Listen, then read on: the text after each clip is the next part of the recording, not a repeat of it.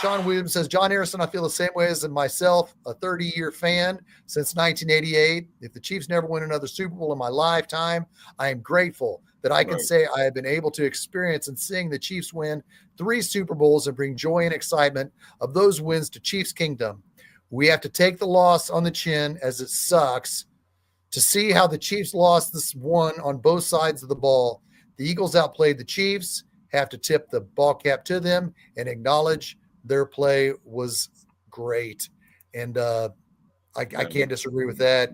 Yep. Sean Williams, he's not related to me, or is that your brother, Sean? You have anybody named Sean? Man, the way my grandfather used to be out here slanging wood, he might be. I don't know. Hey, Sean, man, you might be. Hey, we might be cousins, bro. So I don't know, man. Hey, well, I want you to tell our viewers what that experience was like, because you knew you were going to be the starter coming into that season in 1993. What was that experience like when you found out at Winstead's while you were getting your shake and your cheeseburger? What that experience was like when everybody found out Joe Montana was coming to Kansas City? Well, I was sitting in the restaurant and people started screaming, and I thought at first we were being attacked by Russia. And then I saw women crying and men were kneeling down and looking up in the air, and I'm just like, what the hell is going on, man? So I'm trying to figure out, it still didn't hit me what was going on. So I walked outside and people were screaming and blowing their horns and stuff. And it was a woman that was walking to her. I said, "Can you tell me? I mean, like, did the president get assassinated or something like that?" She was like, "Oh my God, Joe Montana is coming to town." I'm like, "What?" I'm like, get the hell out of here. There's no way, because you would never think that he would ever lead the 49ers. That's how incredible Joe Montana was. I mean, he was an icon. I remember, when I was a kid, I was a Cowboy fan. I was laying on my auntie's, we was having a barbecue or something. I think I was probably 11 or 10 at the time. And, everybody knows about the catch. And they ended up beating my Dallas Cowboys with Joe throwing the ball at the back of the end zone, and my old man went up and got it and ended up beating the Cowboys. And you fast forward, with me finding out that he was coming to Kansas City, and then, it was like next thing I know, he was in the locker room, and like when I first saw him, I'm like, man, that's not Joe Montana, because he was frail looking. And then when you get in the same huddle with him, the way he commanded the huddle and different things, it was like, man, I'm in the huddle. It was almost like I was in awe. But, it was Joe Montana. It took me a long time to adjust to that and digest that, if that makes sense. Heck yeah, it does. And the reason why I specifically wanted to bring up and made those blocks, I want you to tell me what it's like for a running back to protect a quarterback, to have to put his head down and make a block on a blitzing cornerback. Here we go. I got to show you this video. You know what's coming. Here comes the blitz. They pick it up. Wow. And Hobart being chased from behind. Throw incomplete to Tim Brown. Watch this. Harvey Williams. Here goes Perry to the inside. Watch what Harvey does. He's got him up in the air, and he's going to throw him down, slam down, and pin him.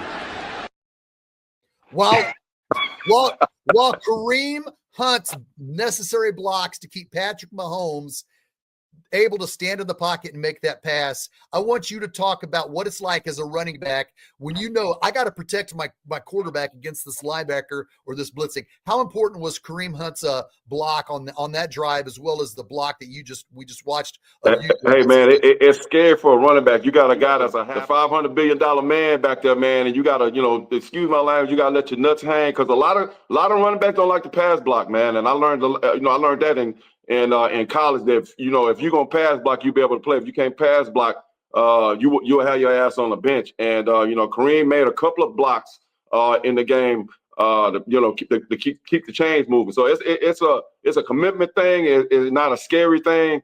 It's you got just get in there and swell up and bow up and make sure this guy's not the guy that's going to knock the quarterback out. That's not my guy that beat me, because, when it comes to films, man, on Tuesdays, you go in there and you give up a sack, especially for running backs and pass protection, man. You get a linebacker that's, 250 and eating glass and nails and coming there and looking like he's going to run over and just run past you, and you sitting up there with your eyes closed. That's a bad look, man. So you got to do. I used to always try to hit a guy in his chin and try to knock him out. And, that play right there against Pittsburgh, I was really strong with my legs, so he was going to try to run over me, and I just picked him up in the air. And what it don't show is when I slammed him, I slapped him upside the head. It would have really been good if we could have scored on that play. So, yeah, I remember that play. That was a long, long time ago, man. Well, let's see it one more time, just so our viewers know what's the proper technique for a running back to block a blitzing cornerback. Let's see it one more time, Harvey. Here comes the blitz. They pick it up. Wow. And Hobart being chased from behind. Throws incomplete to Tim Brown. Watch this. Harvey Williams. Here goes Perry to the inside. Watch what Harvey does. He's got him up in the air, and when he's going to throw him down, slam down, and pin him.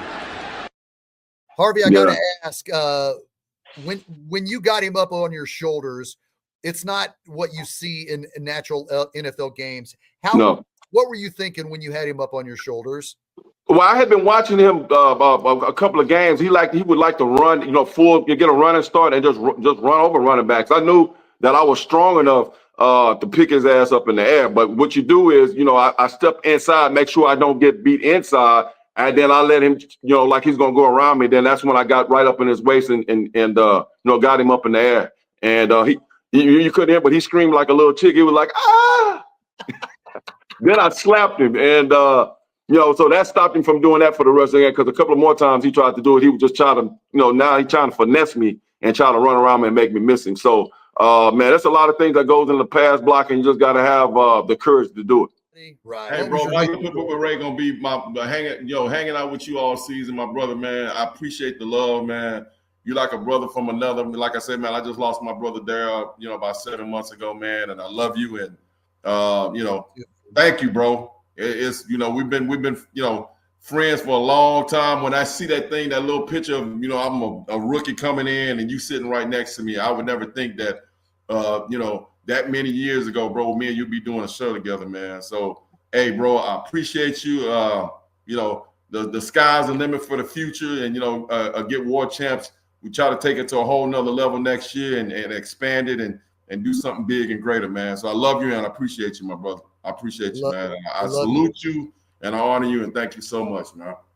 I love you too, Harvey. Once again, thank you, Starcade Media, for giving us this platform to talk Kansas City Chiefs all season.